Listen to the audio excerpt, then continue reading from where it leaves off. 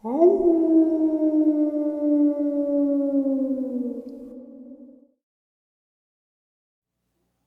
greetings and salutations, everyone. I hope everyone is doing well today. Today, I have a variety of terrifying encounters to share with you. Before we get into them, though, a couple links. As you know, I rely on Patreon, PayPal, and my merch to help the channel to continue to grow and go. The links to Patreon and PayPal are in the description below. My merch is displayed directly under the video. Also, Dogman, Frightening Encounters, Volume 1, 2, and 3, the audiobook versions. They were written and researched by Tom Lyons, narrated and produced by me, Jeffrey Nadolny. Those audiobooks are available on Audible, Amazon, and iTunes, the links to which are also in the description as well. And finally, last but definitely not least, if you'd really like to help support this channel to continue to grow and go, simply subscribe, click the like button, and please leave a comment. It really does help, and it really does matter. And now, everyone, I have taken far too much of your time. Let's get on with today's upload, shall we? Today's first encounter. It was that time of year again, our annual caribou hunt back in 1989. My hunting partner and I had ventured into an area below the Kewetinock Ridge alongside the Kewetinock River in British Columbia. We were working an area between the river and Mount Maypole in Carnarvon, with Hamilton Ridge to our south. It was a crisp morning, and we were seeing some animals starting to move, with none of them being to our liking. Distance between us and the herd was far too great as well. Having seen some activity, we decided to follow in the direction of the herd in hopes of seeing more substantial animals at some point. We made our way all the way down to where a warden's cabin is located on the southwest side of Hamilton Ridge, and were now at the point where we were sandwiched between Hamilton and Tosher Ridges, respectively. At this point, my partner and I were sitting with our bodies facing in opposite direction. I was combing Hamilton Ridge with my binoculars, and Dave was combing Kewetinock with his. We had to have been sitting there for over an hour observing the movements of a number of caribou when Dave says, "I have never seen a timber wolf that big in my entire life. You got to check this out, Bob." On his cue, I turned and began to fix my binoculars on an area in which he was pointing. At this point, the two of us were now sitting with our eyes fixed on what appeared to be a wolf that was the size of a bull elk, a fact which was in and of itself hard to digest mentally.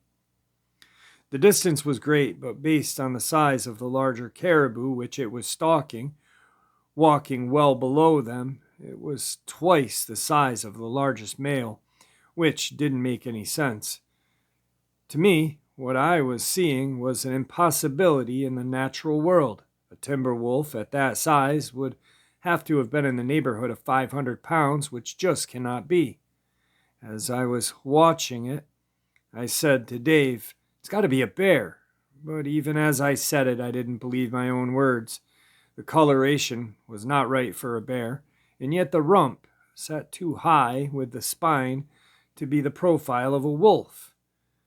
It was truly a puzzlement to both of us. As we sat watching this, what we thought a wolf obviously stalked the herd from a lower position on the ridge. It must have been about 20 minutes later, as we both sat watching intently, that this creature lifted off the ground with what we believed to be its front legs, which were now hanging from the body, and began to make its way up the hill towards the herd, appearing just as a hunter would hold its rifle, trying to get closer without being seen. This thing was now walking hunched over like a man. It made its way into position behind a bush, where it once again squatted down, and was evidently watching the activity above it, just as we were.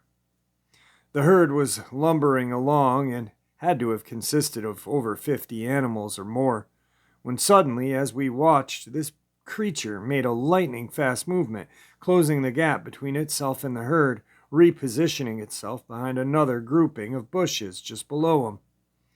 A couple of caribou seemed to momentarily be startled as it began to trot, but then all things settled down again. Moments later, this creature launched itself into an uphill diagonal run, aiming toward the middle of the herd. The caribou began to run, but the creature began much faster to our eyes, closing the gap, and launched its body, swatting a female to the ground with what appeared to be one blow from its now extended arm, very much like a grizzly bear would whack down an animal from the back in chase. It was now on top of the caribou, thrashing at its body in a violent manner, with both of what appeared to be its arms. This creature, while straddling the caribou's body, had thrown so many blows in such a brief amount of time, it was inconceivable. Our eyes and brains could not believe how many had actually been thrown. This was followed by a long pause where it just sat atop of the victim, apparently resting and eyeing its prize. 15 minutes later or so, this wolf-man-like creature stood to its feet and hoisted the caribou, placing it over its shoulders like a woman wearing a mink stole, and began walking back down the slope, angled to our north. It was then that I told David, "I have to see its face," and leveled my sight on the hill in front of it. I pulled the trigger, firing a single shot, the sound of which bounced back and forth between the two ridges, and it was loud. As soon as the blast occurred, this creature stopped in its tracks and looked directly at us. Immediately, Dave said to me, "Look at that sucker's head. He has a snout and pointed ears. It's damn near half-human wolf." He was right. Its body was long and lanky and covered in what looked like gray fur. And, from our perspective, it had a long but tapered snout like a gray wolf, with what seemed to be a variation of colors in its face. Its ears protruded upward from its head, like two small triangles that were no doubt about it. They stood there, apparently unafraid of who we were and what we could potentially do, for almost 2 minutes. The creature then began to trot away with what was just very long strides across the face of the ridge at a speed which simply a man could not achieve. And all of this while shouldering what must have been 200 to 300 pounds of animal on its back. In what was a matter of only a few minutes, this creature had covered about a half a mile and disappeared into the timber at the base of our north. Dave and I sat back and compared notes about what we had just seen. When we had seen it on our caribou straddling it, the back was lean and V-shaped, appearing to be very muscular. When the arms began thrashing at the fallen caribou, they were extremely long, and the movements were performed at a speed which seemed like a blur to our eyes. After having risen to its feet and hoisting the body around its neck and shoulders, like you or I would lift a 5-pound bag of potatoes as if it was nothing, I think the craziest damn moment of it all was when we saw it lift up from being on all fours to 2, which was the defining moment of this. The singular movement completely blew us out of the water.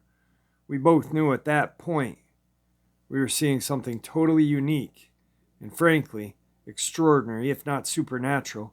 And yet, there it was, hunting and walking, attacking a flesh and blood animal for food. It was just incredible.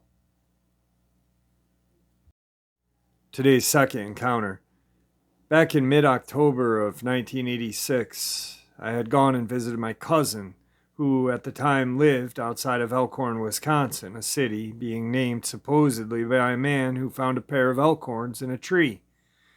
At any rate, I had a little time off of work and went to visit him for a couple of days. I believe it was a Friday night when the two of us were indulging in a couple of beers that the conversation took a turn, with my cousin starting to talk about the so-called Beast of Bray Road.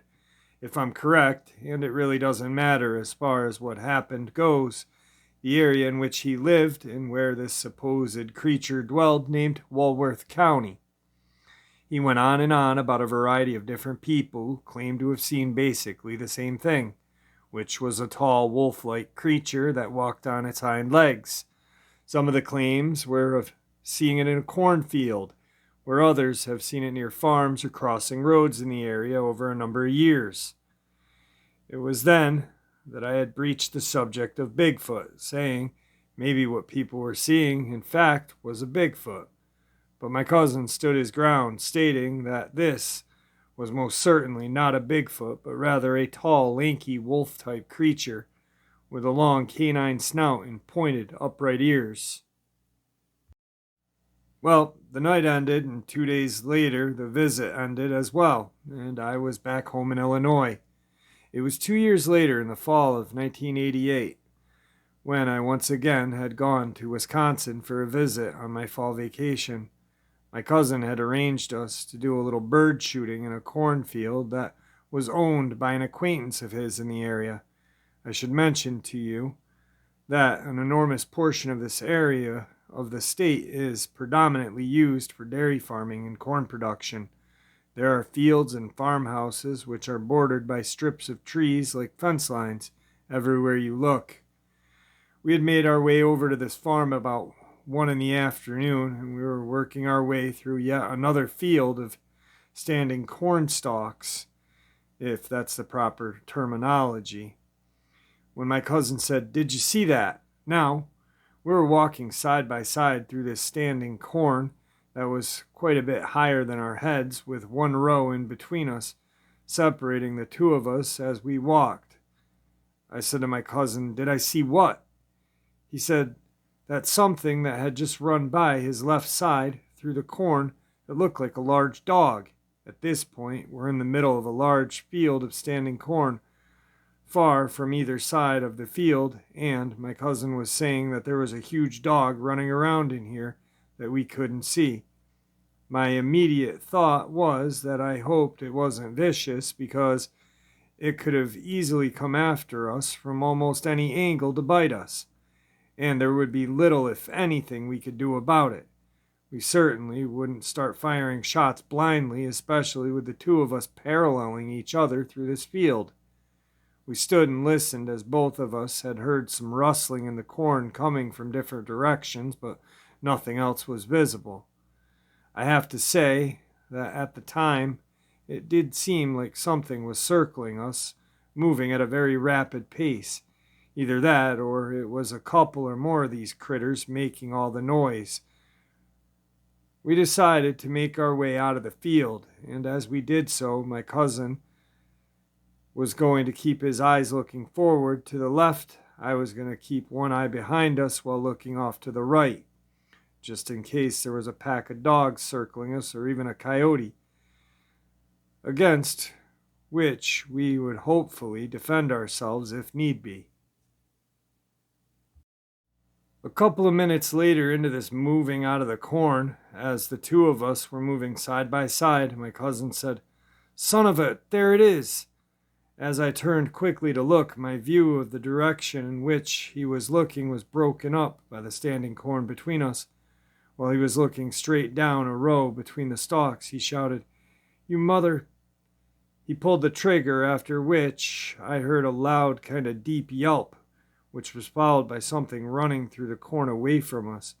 He then said, "Start running, don't stop," as we both now tearing it up through the corn, heading back the direction we had come.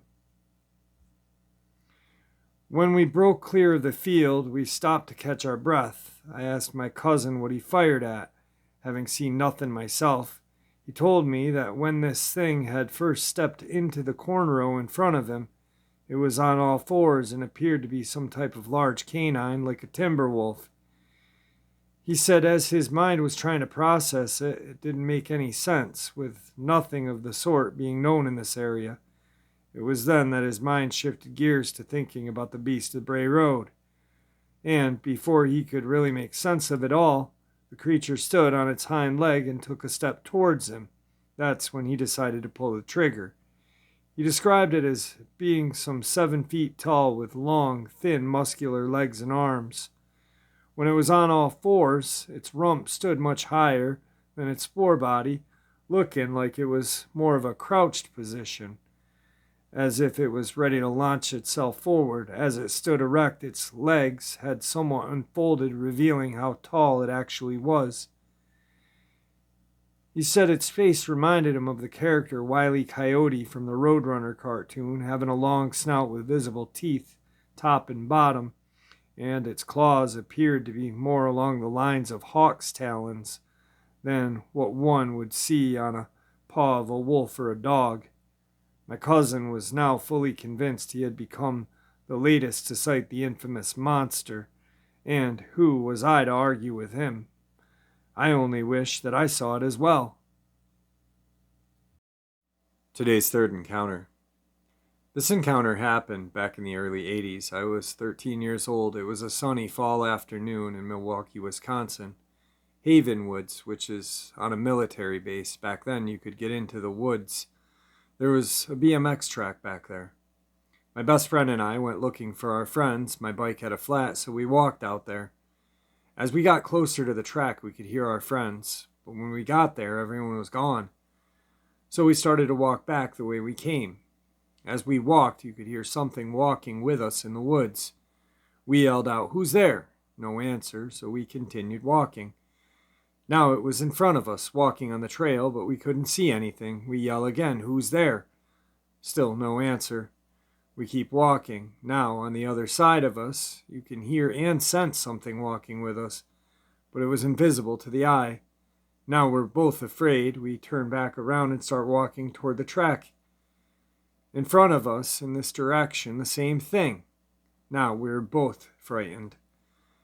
I knew the railroad tracks were to our left, so I grabbed my buddy and say, "Let's go to the tracks and get the hell out of here." I turn, and 10 feet in front of me, standing on its hind legs next to a tree, is a creature I had never seen before. 8 to 10 feet tall, very dark, well-built wolf. It was staring at us with its mouth agape, like we were its prey. We froze. I thought I screamed, but nothing came out. It felt like 5 minutes, but it was only seconds. We were frozen. This thing looked through my soul. I couldn't move. I regained a bit of composure, and we ran like the wind to a business outside of the woods, hammering on the glass door, which was locked. It was a Sunday afternoon. They were closed.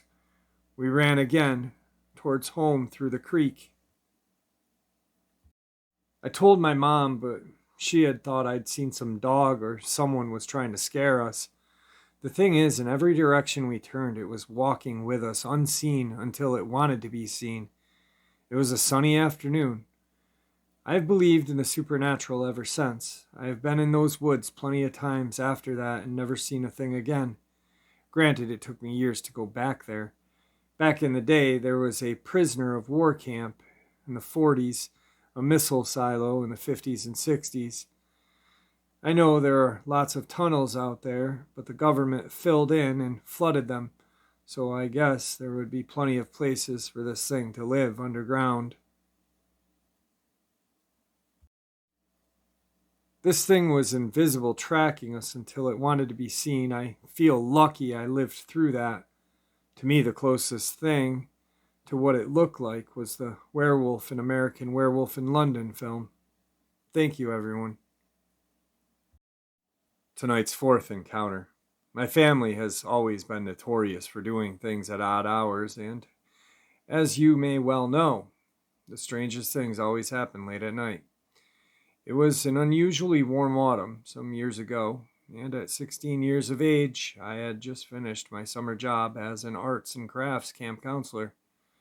The only thing left to do was pick up a rather large trunk filled with my belongings. Unable to fit such a large trunk inside a Volkswagen Beetle I had purchased just a few weeks before, my mom was volunteered to transport it from the mountains back to the city in the larger of the family cars. Summer camp was a very wild place for me, with staff partying every night until the wee hours of the morning. My room was near the entrance of the staff residence, where all these parties took place. By late July, sleep-deprived party wimps like myself were weeded out, so I built a single mattress-sized platform in the woods and then covered it with some polyplastic. It was a 15-minute walk through the dense forest to get from the residence to the road, Bow Valley, Provincial Park, and undisturbed, protected. The forest was only a stone's throw away. It was there that my mother, a small dog named Willow, and myself were going to retrieve my trunk at 3 o'clock in the morning on a Monday. Why 3 in the morning? I could say it was the heat, but it was mostly because my dad had not yet told that the car would be leaving town. There was also my adolescent's fear that knowledge of the platform construction would somehow reflect itself in my summer paycheck I had not yet received. My mom had to be at work by 6:30, so we had less than an hour to complete this covert action. As we approached the highway turnoff, a sliver of moon cast a glow border around the southwestern Alberta Mount Yamnuska. Driving several miles along the gravel road, the camp looked deserted. Summer staff had cleared out several weeks before, and a handful of permanent staff were either taking days off in the city or asleep in their cabin. Several miles from the summer campsite, angling off the side of the road, my mom left the headlights on, pointing into the trees. There was some discussion about taking the 20-pound dog named Willow for protection. However, Willow's track record for wandering off severely threatened a successful completion of the mission. Plus, very uncharacteristically, the dog named Willow refused to get out of the car and was now partially hidden under the driver's seat. Car headlights were of no value after the first few seconds of meandering through the forest. We had a flashlight, but I was having difficulty remembering the exact location. The 15-minute walk turned into a 30-minute skin-scraping bushwhacking, but finally we arrived at the isolated platform, even though the flashlight batteries were now dead. I assured my mom all that needed to be done was take down my polyplastic rain cover and carry back the mattress and trunk. It should only take 2 trips. She was noticeably silent as we began working in the darkness. My mom began untying strings, securing the poly to the ground, and I was kneeling on top of a 4-foot-high platform, stretching out to reach some tangled binder twine knots tied to the tree. A pungent stink suddenly flooded the air. My eyes moved from the knots to the tall length of plastic. There, distorted through the semi-transparent poly, was a huge shadow only 7 feet away. With the 4-foot platform and me kneeling atop, the creature was easily at eye level. A split second later, there was an incredibly loud screaming roar. Although I knew nothing how to describe it, the sound was like a peacock scream, a bear growl, and a lion roar, all combined somehow. I can't tell you if I screamed. I can't tell you how much of anything other than my eyes continued to peer through the plastic at this massive shadow. My 5 foot 3 inch tall mom somehow leapt in the air and was now on the platform beside me.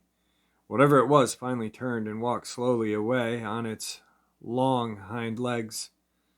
We continued watching as each heavy step could be heard connecting the ground.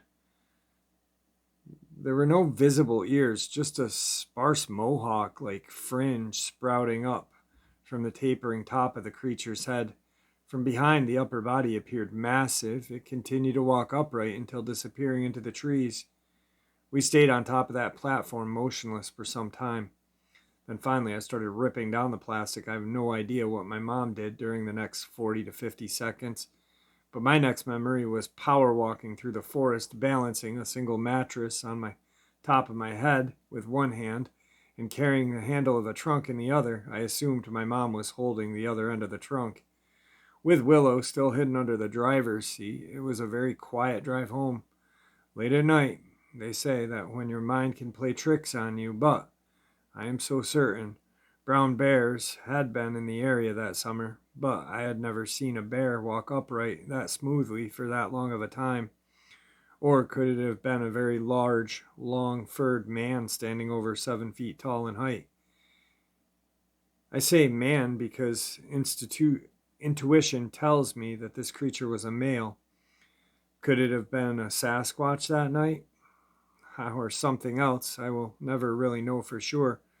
But what you can bet is I will continue to tell this experience for as long as I can. Today's final encounter. It was May of '91 that my friend and I had ventured into a park for a little day hike. We were carrying a short cooler with some beers and sandwiches and had planned just to take it easy for the day.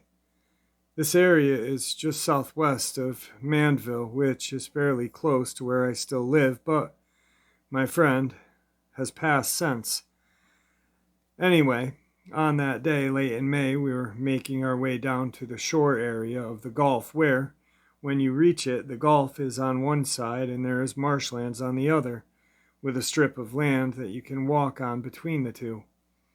There is a tremendous amount of wildlife there, including a number of critters which can take you out if you are not careful.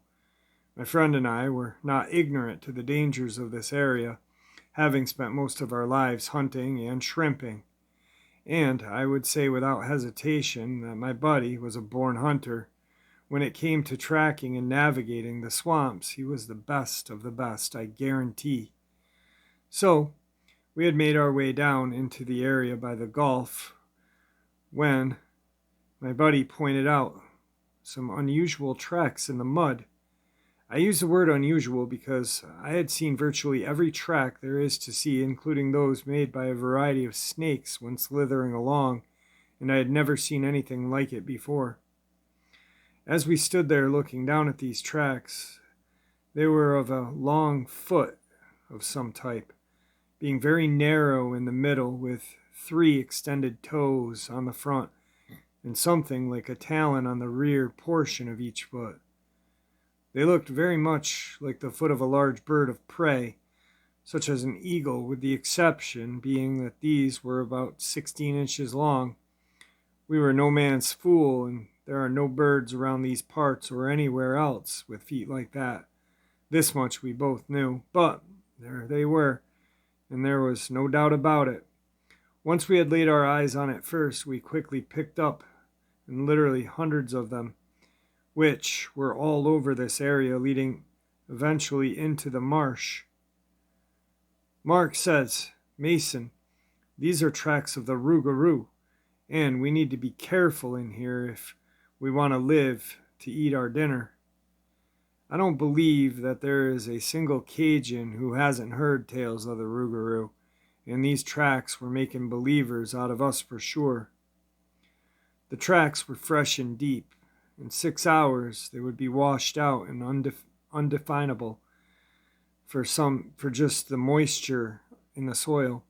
If it was the rougarou, it was here not too long before we arrived, and was most likely still in the area.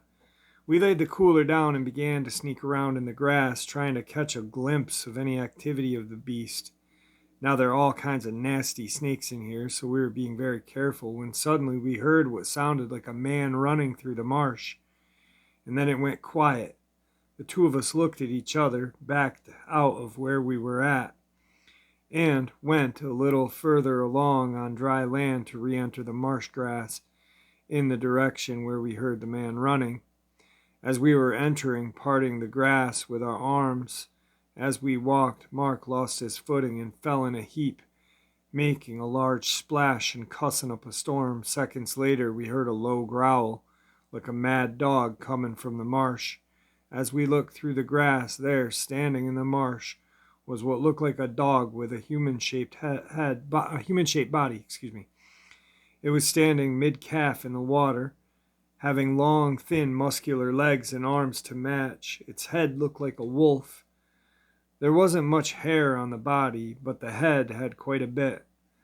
It had a long snout with a black nose and pointed teeth. It looked like it was panting like a German shepherd. I have to say that it was at least 7 feet tall, taking into account that it was standing in the water, and its arms hung by its side like a human. But the hands were very different, kind of matching what the tracks looked like. The fingers were long and spindly, with what seemed like talons on the tips, just like those of a hawk, only straighter and round. This thing was not moving, it was just staring us down like it was going to attack at any moment. Mark looked at me and said, "Mason, let's just ease out of here." We started backing out with one eye in one direction and the other eye in the other. while listening for any movement in the water, and there was none. We turned out the heat on our walking and left the place lickety-split. I've never walked so fast in my life. In fact, we had bypassed where the cooler was and just left it. I have no idea what that thing was or where it came from, but it was there and we saw it, I guarantee. I don't expect many to believe me and trust me. I've told more than a few. This is a kind of thing you hear at a pub after the regulars have consumed a few. But this was no ghostly apparition. It left physical tracks and moved water with its legs. This was the flesh and blood monster, and I believe it was the Rougarou. Alright guys, I hope you enjoyed today's terrifying upload. With that, I want to thank you all for always tuning in and just being a great audience. You guys really rock. I know other people say I have the best subscribers in the world, but I truly do. You guys are just amazing. And thank you. Thank you for all the kind words you guys say, all the great emails, everything. So I'll be doing an interview later today.